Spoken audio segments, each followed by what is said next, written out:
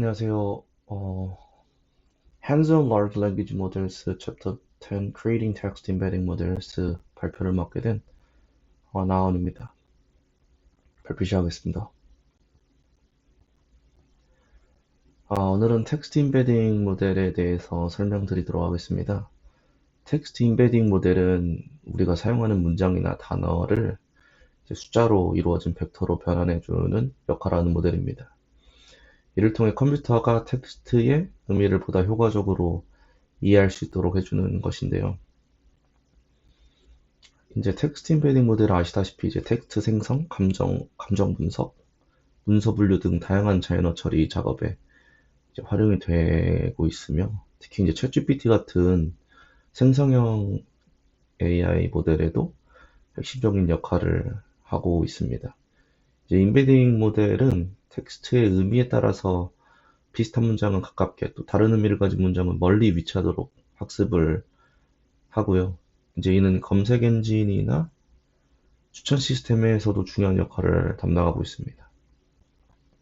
텍스트 입력이 들어오면 임베딩 모델을 통해서 숫자로 표현할 수 있는 벡터로 변환을 하게 됩니다.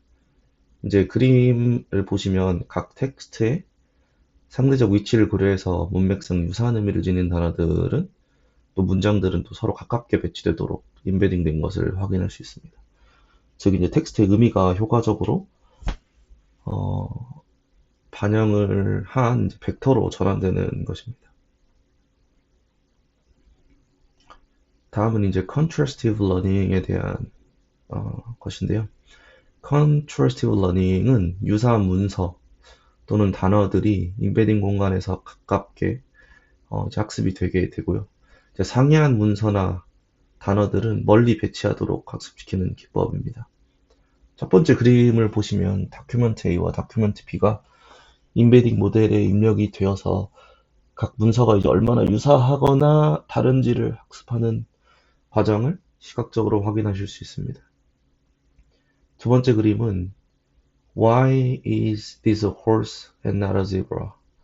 라는 이제 예시를 보일 수 있는데, 이제 모델이 여러 개념을 대조, 즉 컨트라스트하는 특징을 좀 확인할 수 있고요. 단순히 Why is this a horse? 그러니까 말이 어떤 특징을 갖는가만을 묻는 것이 아니라 Why is this a horse and not a zebra? 즉 말과 얼룩말이 어떻게 다른지에 대한 비교가 함께 이루어짐으로써 모델이 각 개념의 차이점을 보다 명확하게 이해하게 되는 것입니다. 이제 contrastive learning은 이와 같이 임베딩 모델이 텍스트의 유사도와 차이점을 더욱 정확하게 학습을 하도록 도와주어서 궁극적으로는 이제 자연어 처리에 있어서 그 작업의 성능을 훨씬 더 높이는 중요한 방법론입니다. 임베딩 모델을 만들 때 이제 서로 유사한 문장은 가깝게, 또 상이한 문장은 멀리 배치되도록 학습하는 게 이제 대조 예시라고 말씀드렸는데요. 일부에 자주 사용되는 것이 바로 NLI 데이터셋입니다. Natural Language Inference 데이터셋인데, 그림을 보시면 He is in the cinema watching Coco라는 premise 전제와 He is watching Frozen at home 이라는 hypothesis 가설이 서로 이제 contraction 관계여서 부정 예시가 되고, In the movie theater is watching the Disney movie Coco라는 가설은 함축 관계여서 긍정적인 예시가 되게 됩니다. 이처럼 이제 LI 데이터셋에서는 두 문장이 서로 얼마나 유사한지 또는 다른지를 좀 명시적으로 알려주기 때문에 임베딩 모델이 문장 간 유사도와 이제 차이를 얼마나 효과적으로 학습할 수 있는지를 좀 도와주는 데이터셋이고요. 궁극적으로 이제 긍정 예시와 부정 예시를 함께 학습하는 대조 학습을 통해서 모델이 텍스트의 의미를 더 정교하고 정확하게 파악하고 학습할 수 있게 되는 것입니다. 다음은 이제 SBERT, 즉 Sentence BERT라는 개념인데요.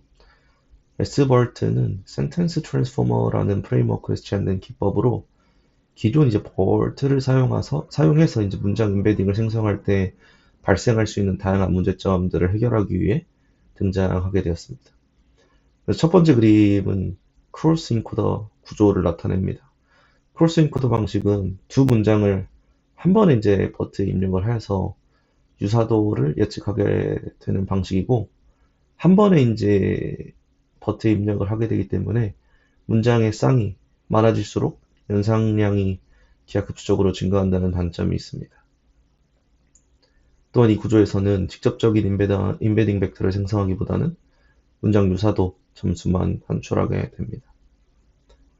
오른쪽 S버튼은 바이엔코더 네트워크 구조를 사용하고 있습니다. 즉 동일한 버트 모델을 문장 A와 문장 B 각각에 적용을 하게 되고요. 마지막 레이어에서 토큰 임베딩을 풀링하게 되어서 문장 임베딩을 각각 생성하게 됩니다. 이제 이렇게 생성된 두 문장의 임베딩 벡터가 서로의 유사도를 비교하는 방식으로 진행이 되게 됩니다. 이런 특징을 보면 이제 바이엔코더 같은 경우에는 빠른 추론 속도와 우수한 성능을 좀 모두 만족시키고 있으며, 이제 다양한 자연어 처리 작업에 폭넓게 활용되고 있는 모델입니다. 크로스 인코더 방식은 두 문장을 동시에 입력으로 받아서 그 문장들 간의 관계를 직접적으로 예측하는 구조입니다. 구체적으로는 이제 문장 A하고 문장 B를 나눈 후에 이들을 하나의 긴 입력 시퀀스로 결합하게 돼서 트랜스포머에 전달하게 되고요. 두 문장은 이제 SEP라는 토큰으로 구분이 되게 됩니다. 이 방식의 주요 특징으로는 두 문장이 함께 모델에 입력이 되기 때문에 모델의 문맥상의 상호작용과 관계를 직접 학습할 수 있다는 장점이 있습니다. 이 트랜스포머의 마지막 출력 부분에 헤드를 붙여가지고 이제 분류 헤드를 붙이게 되는데, 두 문장이 유사한지 반대되는지 혹은 중립적인지를 예측하게 됩니다. 근데 이제 모든 쌍을 함께 처리하기 때문에 고연산 비용 문제가 있고, 데이터셋의 문장 수가 많아질수록 연산 비용이 기하급수적으로 증가한다는 단점이 있습니다. 결론적으로는 크로스 인코더는 문장 간 관계를 정밀하게 파악할 수 있다는 장점은 있지만 대규모 문장쌍 처리에는 고연산 비용으로 인해서 부적합하다는 단점도 존재합니다. 이제 그러한 이유로 유사도 계산이나 검색 작업 등에서는 보통 문장의 임베딩을 먼저 개별적으로 다 생성할 수 있는 바이 인코더 방식이 선호되곤 합니다.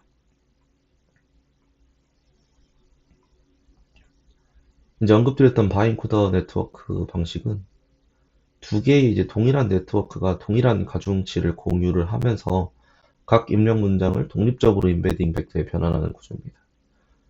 즉 각각의 이제 버트가 동일한 가중치를 공유하게 되고, 각각의 이제 센텐스가 따로 이제 임베딩 되는 과정을 거치고 향후에 이제 소프트맥스로 얼마나 유사도가 있는지를 평가하게 되는데요.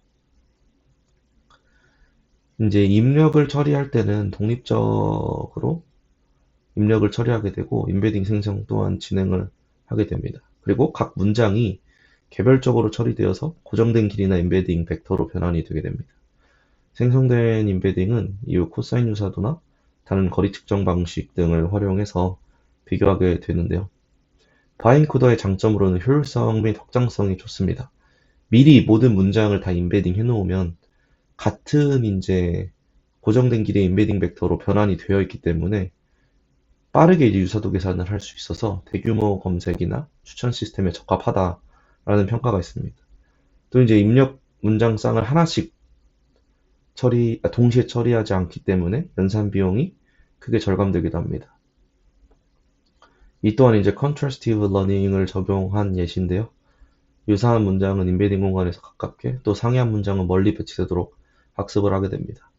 이를 통해 이제 문장 간의 의미적 유사도와 차이를 효과적으로 파악할 수 있게 됩니다.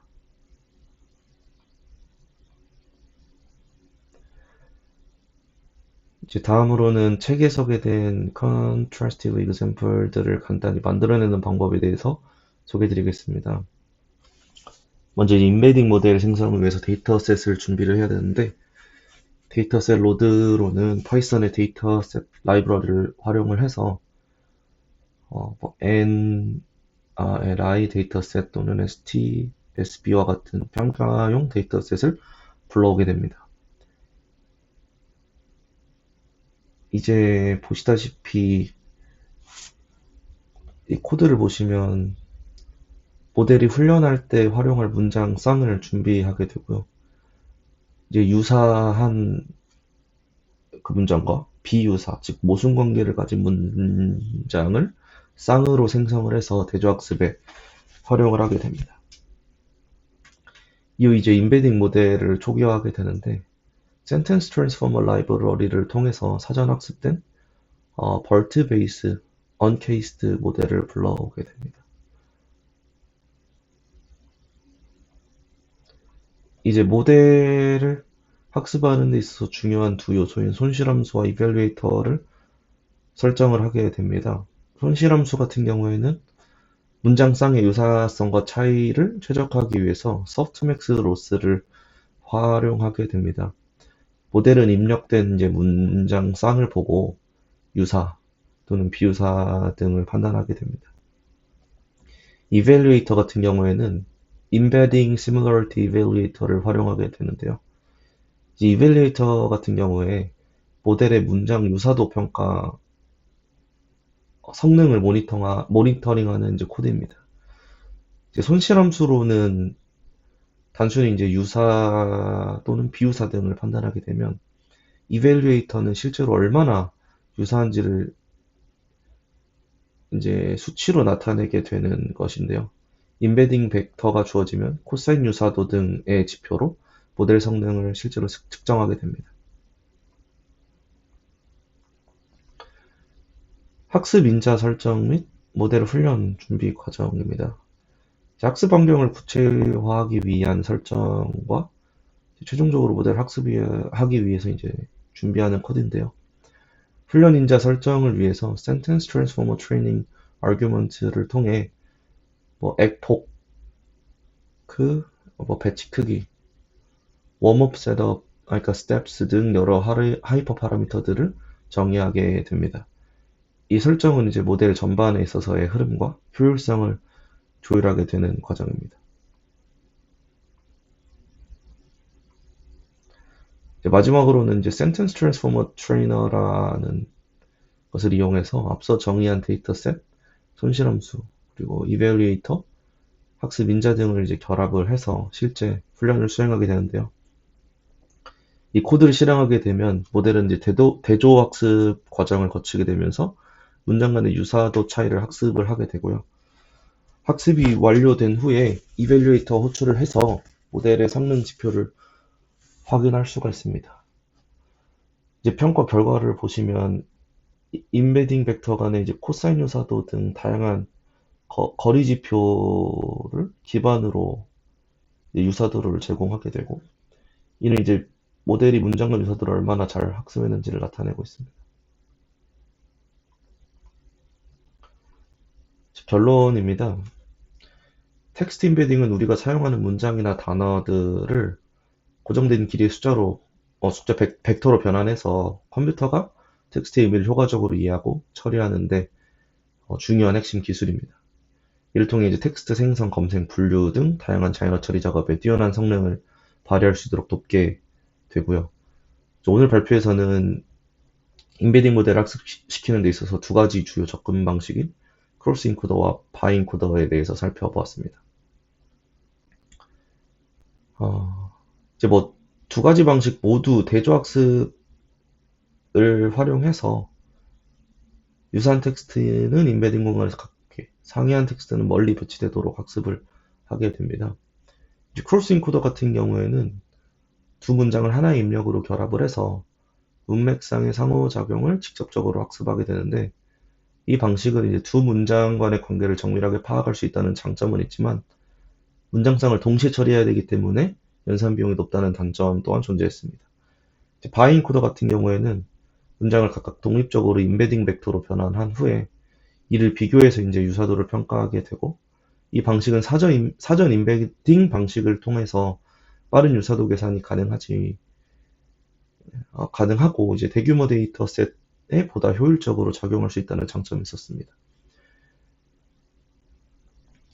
결론적으로는 텍스트 임베딩 이라는 것은 자연어 처리에서 이제 다양한 응용 분야에서의 필수적인 기술이고, 크로스 인코더와 이제 바이인코더 각각의 장단점을 이해하고 적절히 활용하는 것이 중요할 것으로 판단됩니다.